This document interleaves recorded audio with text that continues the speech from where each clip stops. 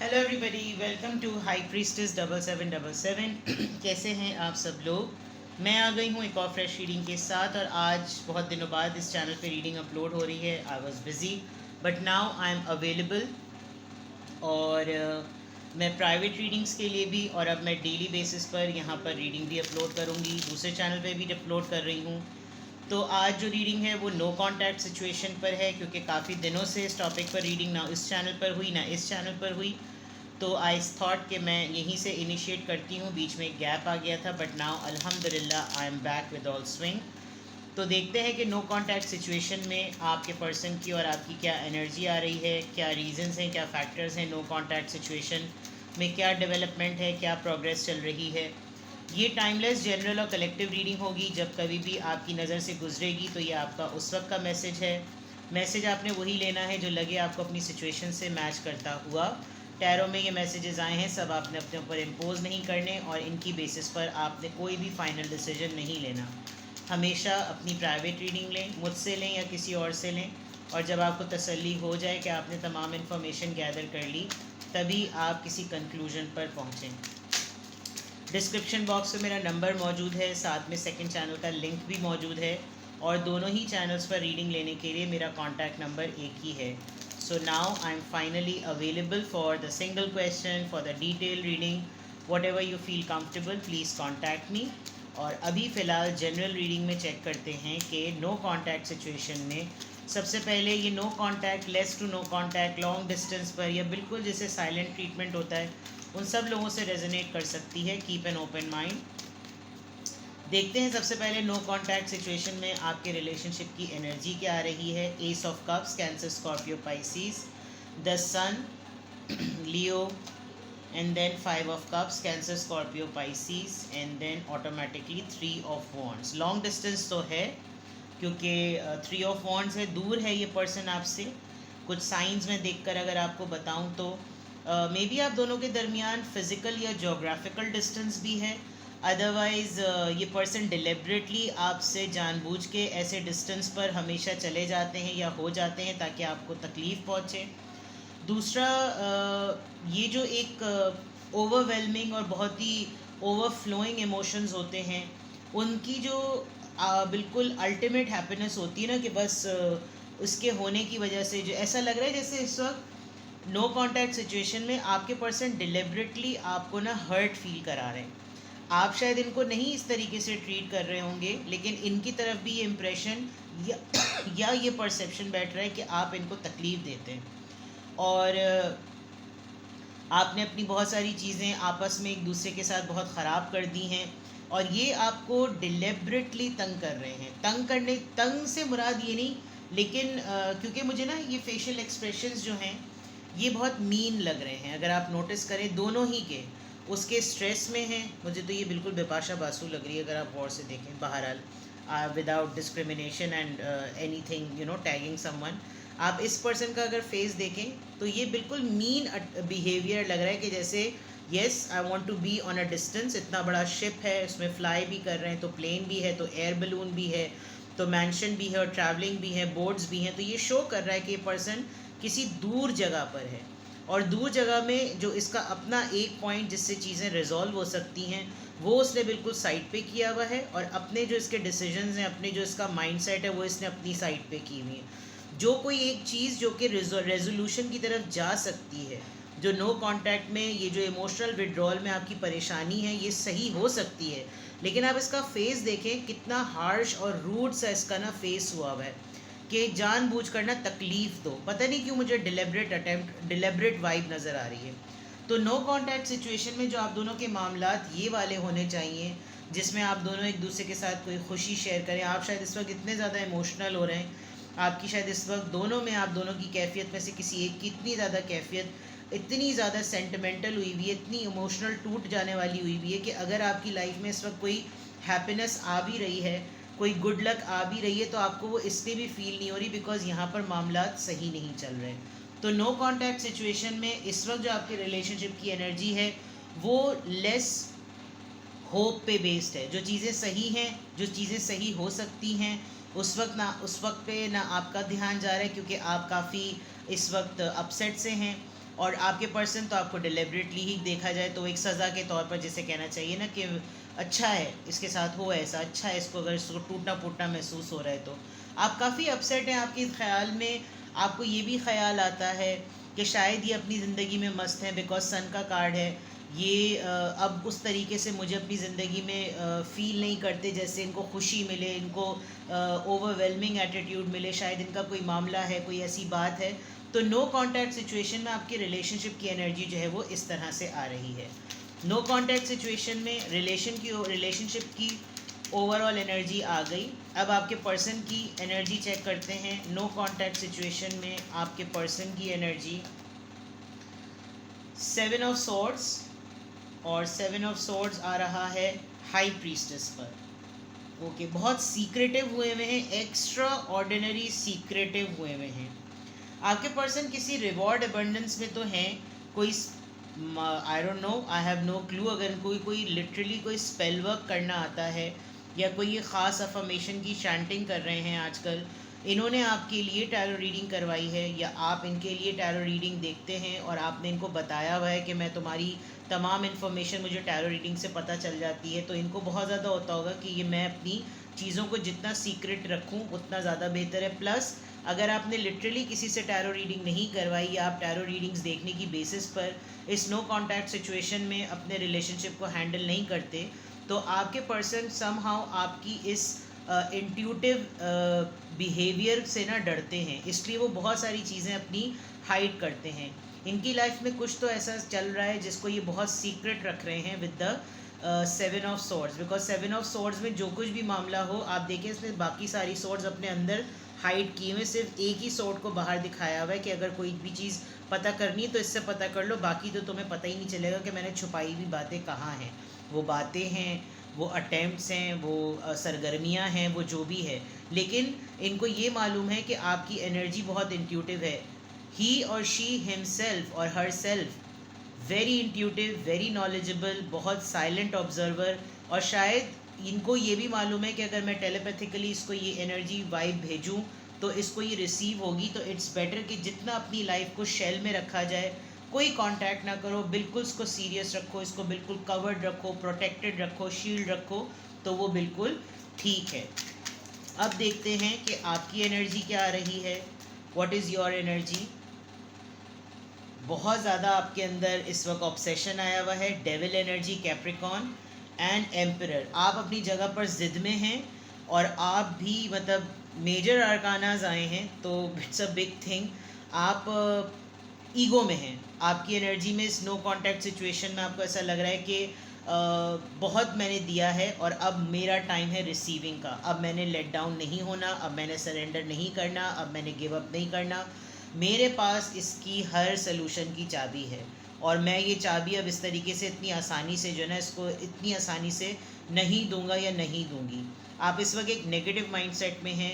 इस no contact में अगर आपका ये इमोशनल विड्रॉल आपका हुआ है तो अब आप थोड़े से मुझे इस वक्त सेल्फिश नज़र आ रहे हैं कि मैंने नहीं छोड़ना।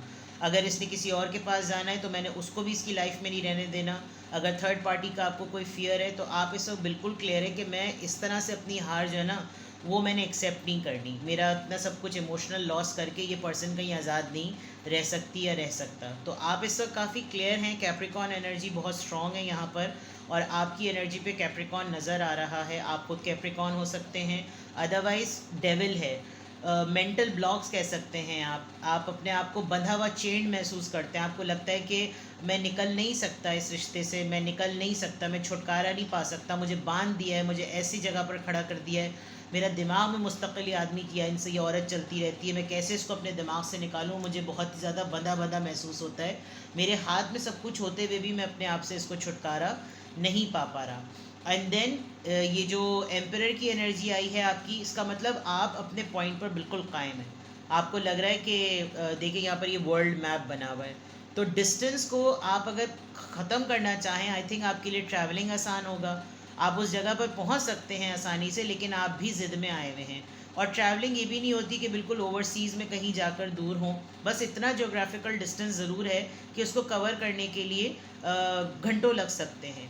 एंड देन फॉर एग्जांपल अगर आप यूरोपियन साइड पर रहते हैं या आप मिडल ईस्ट साइड पर रहते हैं या आप एशियन कंट्रीज़ में रहते हैं, तो इट्स अबाउट एन आवर्स। लेकिन ये एक्सरसाइज ऐसी है कि इसमें अगर आप कहीं पे भी मूव करेंगे तो बंदे को आपकी ट्रैवलिंग का, आपकी मूवमेंट का पता चल जाएगा।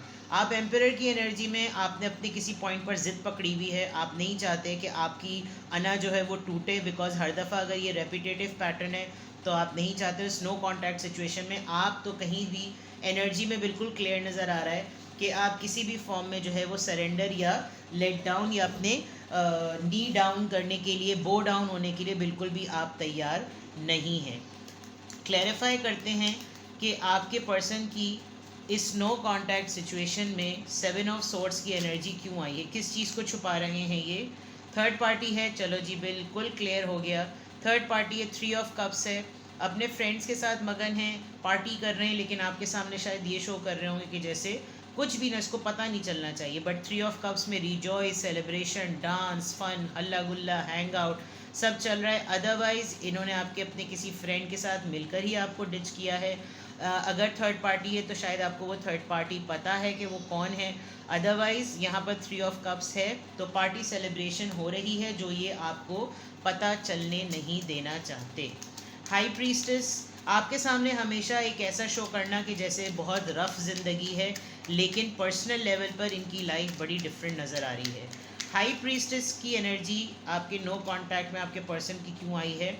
ये अपनी लाइफ में जिस भी चीज़ों को फिक्स कर रहे हैं, जितना ये काम कर रहे हैं, जितना ये मेंडिंग कर रहे हैं, हर तरह से आंख बंद करके वर्कहॉलिक बहुत ज़्यादा हुए हुए हैं और बहुत साइलेंटली मूव कर रहे हैं इस चीज़ में। किसी को पता नहीं चलना देना चाह रहे कि ये किस लेवल, किस हद तक ये काम कर रहे हैं। लेकिन कोई बाकी तमाम काम में कोई एक काम ऐसा है जो इनको होल्ड करके चलना पड़ रहा है। बिकॉज आपने अगर घड़ी का पीछे उसकी मशीनरी देखी हो तो वो हर उसका जो वो व्हील होता है वो दूसरे से कनेक्टेड होता है। इसी तरीके से इनकी लाइफ में कोई एक बड़ा काम, मेजर प्रोजेक्ट ऐसा है कि अगर उन्होंने इसको कहीं से भी छोड़ा तो ये सब कुछ बिखर जाएगा। इसीलिए ये बहुत खामोशी से ये जो भी काम कर रहे हैं, जो भी एफर्ट कर रहे हैं, ये जो भी मामला इनकी ज़िंदगी का चल रहा है, इस पे इनकी पूरी फुल फ्लेज अटेंशन और तवज्जो है। और ये किसी को भी नहीं बताने देना चाहते आप समेत कि इनकी लाइफ में ये क्या काम चल रहा है। एंड फुल फ्लेज इनका काम उसी पर है। ठीक है, डेविल एनर्जी यहाँ पर क्यों आई है? डेविल एनर्जी आपकी क्यों आई है? टावर, जो जिस बात पर आपने इनके साथ आपकी लड़ाई हुई है, आप दोनों के दरमियान कोई ऐसा शेकअप वेकअप कॉल या ऐसा ब्रेक थ्रू मोमेंट आया है, किसी ओल्ड एज पर्सन की वजह से भी ये हो सकता है। बिकॉज आप इस फेस को देख सकते हैं, रिवील करते हुए आप देख सकते हैं कि यहाँ पर एक ओल्ड एज पर्सन का है। हो सकता है इस रीज़न की वजह से आप दोनों के दरमियान में कोई लड़ाई हुई हो, इनके फादर आपके फादर, इनके बड़े भाई आपके बड़े भाई, इस तरह का कोई मामला। क्योंकि यहाँ भी एक मैस्कुलिन एनर्जी और मेल पर्सन का जो ना फेस आ रहा है डेविल में। आप दोनों की लड़ाई किसी इस पर्सन की वजह से बार बार हो जाती है, या ये इन्फ्लुएंस बहुत ज़्यादा करता है, इनके माइंड को कंट्रोल करता है, कुछ इस तरह की बात।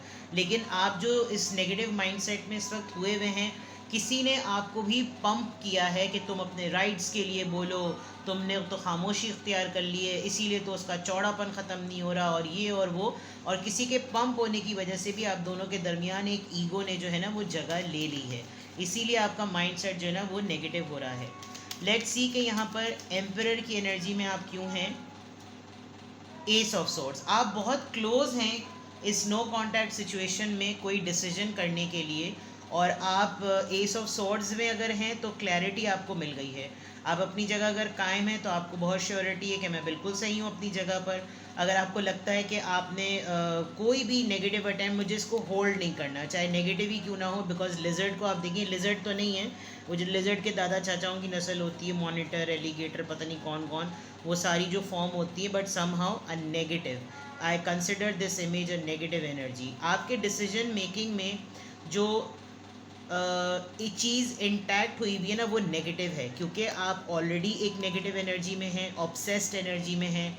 आपको फील हो रहा है कि आप जो भी फैसला कर रहे हैं, आप खुद भी अपने आप को चेंज फील कर रहे हैं। आप इस चीज़ को बदलना नहीं चाहते, आप अपनी ज़िद में फ्लेक्सिबिलिटी नहीं लाना चाहते, because you think that this is the finest thing जो कि यहाँ पर हो चुकी है। ठीक है, क्लैरिफायर्स भी हो गए। अब इनकी फीलिंग्स चेक करते हैं। नो कॉन्टैक्ट सिचुएशन में आपके पर्सन की क्या फीलिंग्स हैं, और नो कॉन्टैक्ट सिचुएशन में आपकी क्या फीलिंग्स हैं। Let's see. No contact situation, आपके पर्सन की फीलिंग्स, नो कॉन्टैक्ट सिचुएशन में आपकी क्या फीलिंग, आपके पर्सन की क्या फीलिंग्स हैं। लव योर सेल्फ फर्स्ट, ये अपने आप को बहुत प्रायोरिटी दे रहे हैं। अपनी सेल्फ रिस्पेक्ट को इस वक्त इनको किसी ने शायद तगड़े तरीके से समझा दिया है और इनका माइंड बदल दिया है कि अपनी फ़िक्र करो, अपनी सेल्फ रिस्पेक्ट का सोचो, क्योंकि कोई ना कोई तो मैनिपुलेट कर रहा है यहाँ पर। And romantic feelings, third party में मुस्तकिल लगे हुए हैं, लगी हुई हैं, लगे हुए हैं, जेंडर आप अपने हिसाब से ले लीजिएगा। और ये अब इस चीज़ को भूलते जा रहे हैं कि आप इनका एक अलग से ही रोमांटिक पार्टनर रहे हैं। इनकी फीलिंग्स स्टर हो रही हैं, ये बहुत ज़्यादा रोमांटिक और बहुत ज़्यादा एक्सप्लोर कर रहे हैं जिसके साथ भी आजकल ये टाइम स्पेंड कर रहे हैं। तो और वो फीलिंग्स वर्क नहीं कर रही जो पहले आपके साथ इनकी होती थी। अगर किसी के साथ इन्वॉल्व नहीं भी हैं तो वो वाली फीलिंग्स जो आपके साथ होती थी वो अब वर्क नहीं कर रही। अब ये उस चीज़ को हटा देना चाहते हैं और शायद अपने आप को डाइवर्ट भी करते होंगे कि अगर मुझे कोई मूवी देखकर, कोई सॉन्ग देखकर, कोई रील देखकर, इसकी तस्वीरें देखकर, इसको कहीं दूर से देखकर मुझे अगर मेरे अंदर रोमांटिक फीलिंग्स आएँ तो नहीं, मुझे अपनी सेल्फ रिस्पेक्ट को वैल्यू करना चाहिए। ये इनकी फीलिंग्स का पार्ट हुआ है। यहाँ से देखते हैं कि इस नो कॉन्टैक्ट सिचुएशन में आपकी क्या फीलिंग्स हुई हुई हैं। Attraction, okay, you attract romantic love by enjoying this more. आप भी शायद खुद अपने ऊपर इतना काम कर रहे हैं कि उनको पुल अगर हो भी रहा है तो वो अपने ऊपर काम कर रहे हैं, आप अपने ऊपर काम कर रहे हैं। Let your friends help you, हो सकता है आपने अपने किसी फ्रेंड को एज अ स्पाई इनके पीछे किया हो और आपको पता भी चल रहा हो कि कोई ऐसी फ्रेंड जिसकी शादी हो रही है अभी लेटेस्ट, उसके हस्बैंड और उसके हस्बैंड दोस्त हो सकते हैं, उसकी वाइफ और उसकी वाइफ दोस्त हो सकती है।